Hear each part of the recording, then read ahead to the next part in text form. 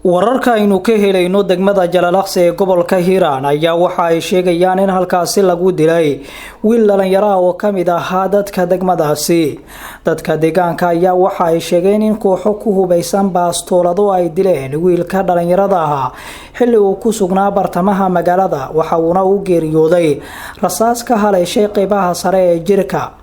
Magaca wiilkan ayaa lagu sheegay Cabdulle Maxamed Maxamuud oo kamid ahaa dadka degmada Jalalaqsi ee gobolka Hiiraan, isla markaana muddo sanado ah la shaqeynayay hay'ado samafal. Ciidamo ka tirsan kuwa degmada Jalalaqsi iyo qaar kamid ah qoyska marxuumka ayaa daqiiqado kadib waxa ay gaareen goobta uu falku ka dhacay, waxayna halkaasi ka qaadeen meydka, waxaana goobta ka baxsaday raggii ka dambeeyay falkaasi. wararka ka soo baxaya dilka loo geystay Cabdulle Maxamed Maxamuud ayaa lala xiriirinayaa aanooyin qabiil, inkastoo aan la cadeyn karaynin warkaasi. sidoo kalena ma jiro wax wara oo ka soo baxay maamulka degmada Jalalaqsi ee gobolka Hiiraan.